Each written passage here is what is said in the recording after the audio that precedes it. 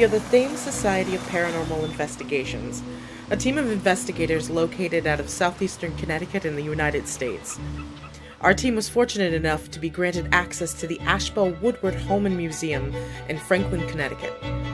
TSPI conducted this case in order to uncover any remnants of the past lingering in this almost 200-year-old house.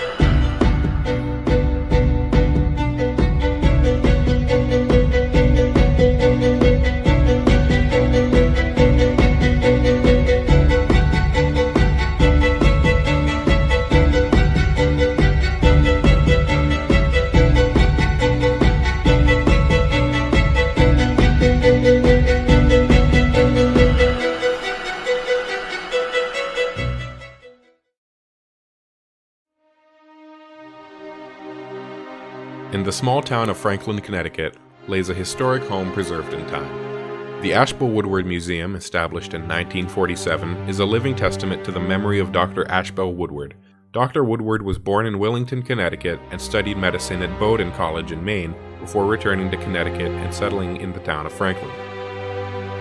In addition to being the town's respected physician, Dr. Woodward was a local historian, farmer, Civil War veteran, and author. The historic home was thought to have been built in 1824 and was originally owned by Dr. Reuben Burgess, who lived there with his wife Olive until his death in 1833. They had 8 known children, 2 of which died during childhood. The home was then purchased by Dr. Woodward in 1834, where he and his wife Emmeline raised their sons Richard and Patrick.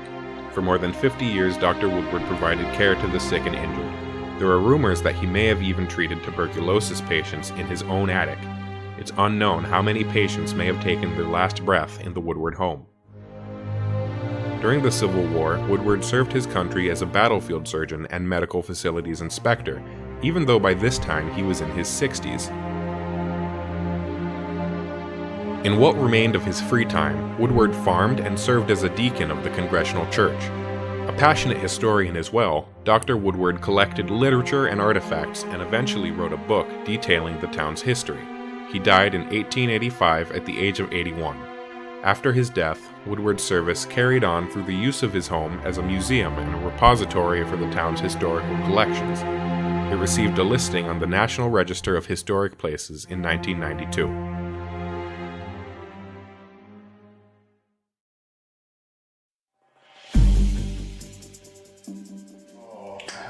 The setup is one of the most crucial parts of an investigation. Just a misplaced wire or an untaped wire could create a potential hazard for one of the team members or even the clients. Potential concerns are the placement of the DVR cameras. You have to take into consideration where the infrared LED is directed for optimal luminescence. There certainly is a science to it, I can say that. Clients had brought us up to the attic, which was divided into 2 rooms. They wanted to ensure that we pay attention to some carvings on one of the windowsills, and they were believed to be left by some of the previous patients. The writing could be utilized to trigger activity as well. Even if the carver wasn't still around, anyone who was would be familiar with it. Some of the carvings weren't too legible, but one part you could distinctively read a date of discharge.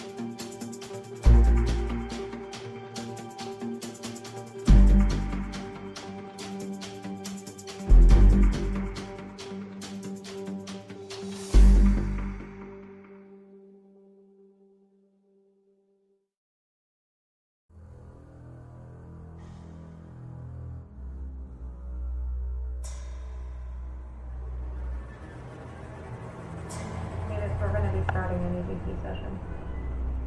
Okay. Be quiet.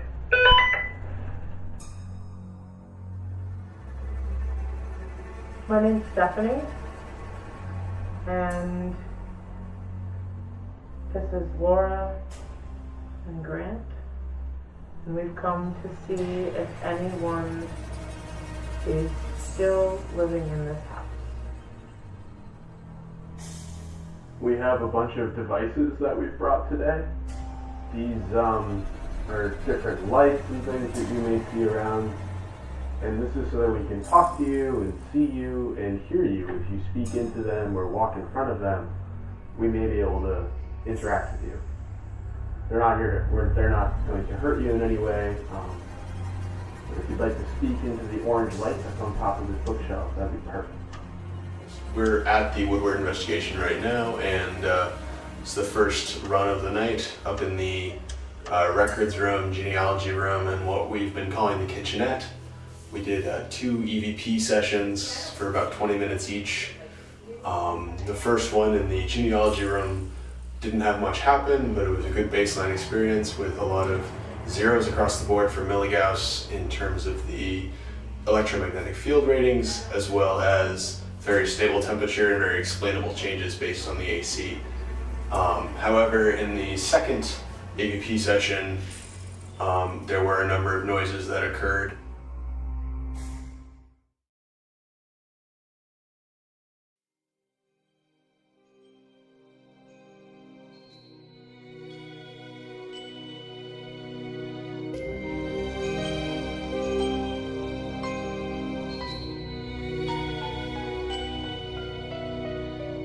I just came from the barn and we checked it out. It's a really cool old barn from at least 200 years old. And it's got this really cool old carriage in there. And we checked things out, but the old carriage is a replica of a doctor from that period in time in the 1800s. And it was imported down here from Canada. And we tried to use that to prompt some responses and try to use that as a trigger object. We put our devices on there, and overall, nothing really happened.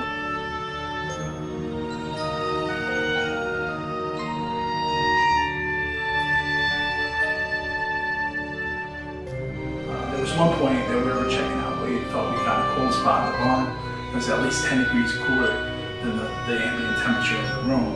And we just got to the bottom of that and found out that it's just a draft coming up through the barn from the basement, the cooler area, and that was explaining that.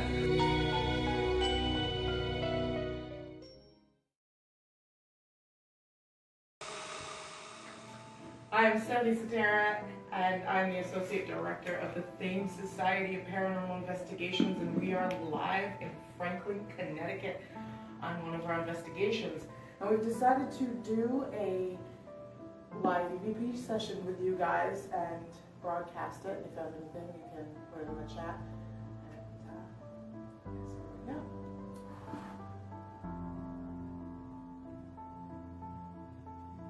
I have this device sitting on the table here with this orange light on it. If there's something that you'd like to say to us, you could say it right into that light. And if we don't hear you now, later on when we take it home, we may be able to hear you then. Is there anyone who may be attached to some of these items of clothing in the room? Do you hear that? Yep. Debunked.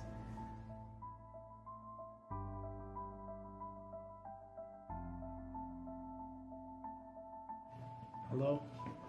You see my big face in this recording here, but as you can see, we're in this room full of Victorian items donated from locals around Franklin area. Very generously gave to this wonderful location that we can't talk about quite yet. More details to follow. This is so weird, right?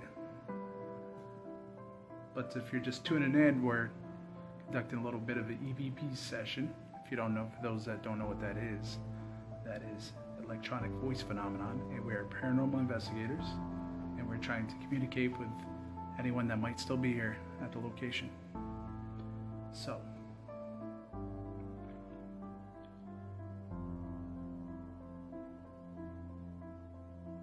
fairly quiet.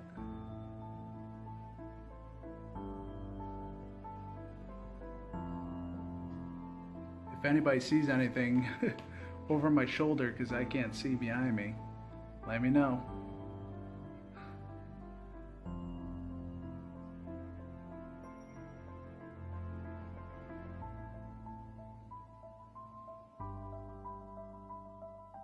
Were you a member of the family that lived here?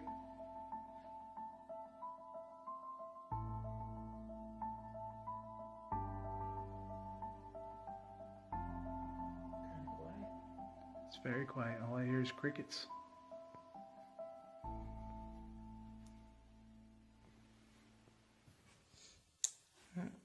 Seems pretty quiet in here tonight, so we're just going to make this a wrap. And I'm Stephanie Sotero with the Thames Society of Paranormal Investigations, and this was a live EVP session. And check you back later.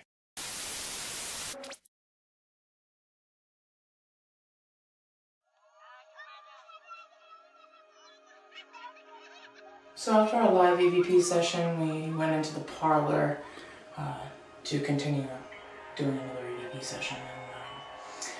And I don't know, we had a bunch of personal experiences.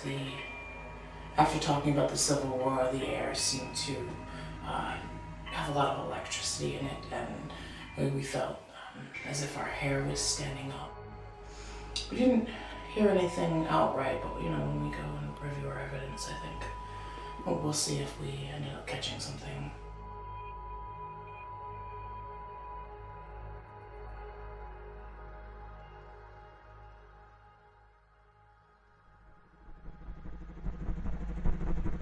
Any sign of your presence. I know I have no right to demand or ask such things of you, but I do ask you with the utmost respect to do these things because we're trying to communicate.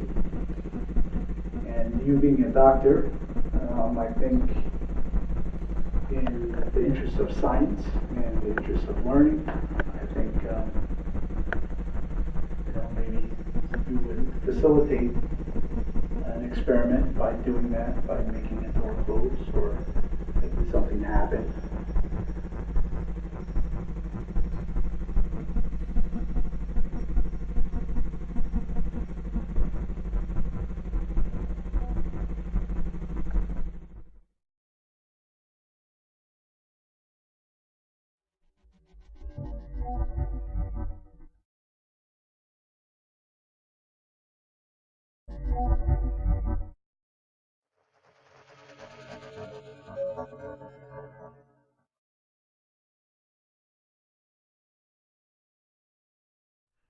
Hey guys, we're going to go ahead and start an EVP session in the basement.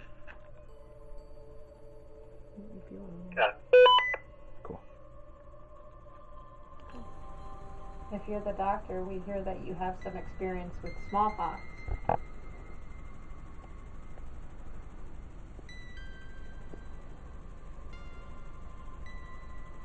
Did you treat many people with that illness?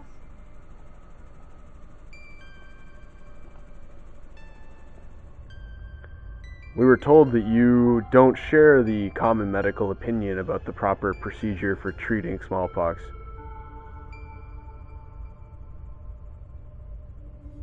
Could you please defend your position on that?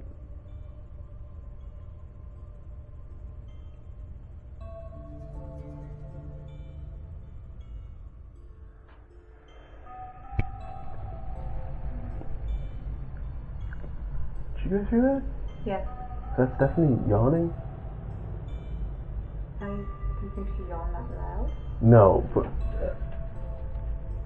that's gotta be them, right? Do you mind calling up and asking if someone yawned? Did somebody just yawn really loud up there?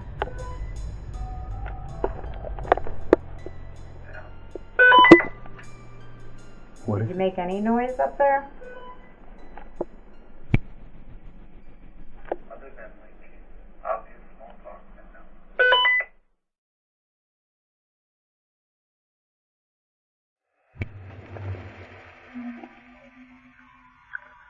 Did you guys hear that?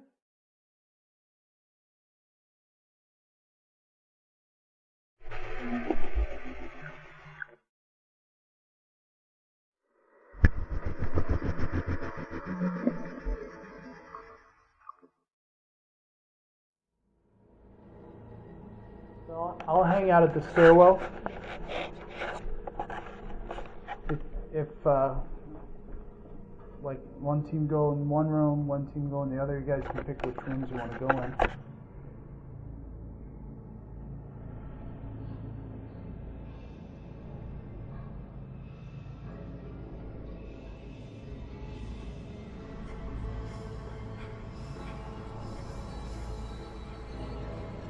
Yo, there's somebody up there, I think.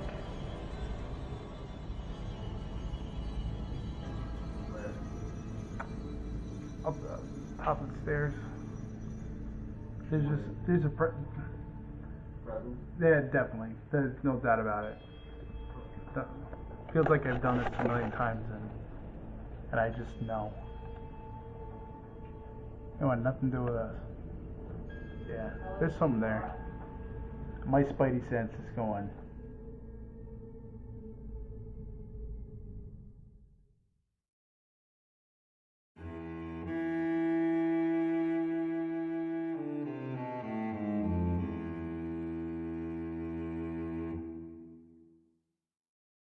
Here I am.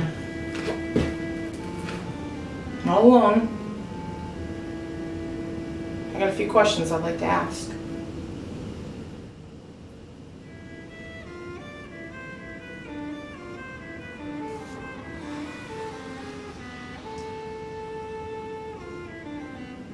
Were any of you a slave or a patient?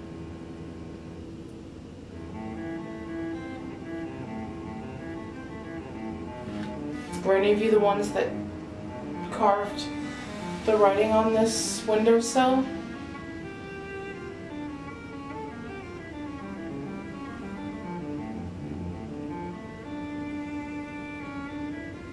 Are you in that other part of the attic?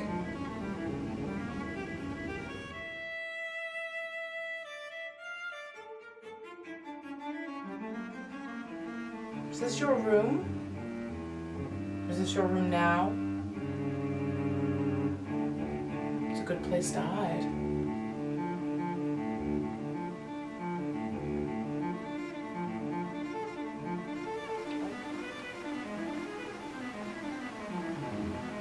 Just say something. It can't hurt you to talk to me. I can't hurt you at all. I really can't.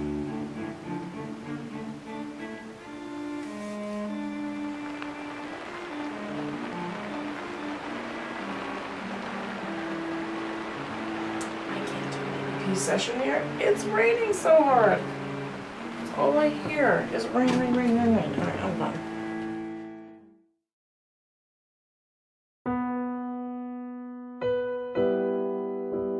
After careful consideration and deduction, the Thames Society of Paranormal Investigations has concluded that there is a possibility that the Ashbel Woodward Museum may be experiencing some form of paranormal phenomenon. Our evidence collected contained a few anomalous murmurs that could not be discredited despite our best efforts to do so. TSPI will continue to collect data and aid in the quest in searching for proof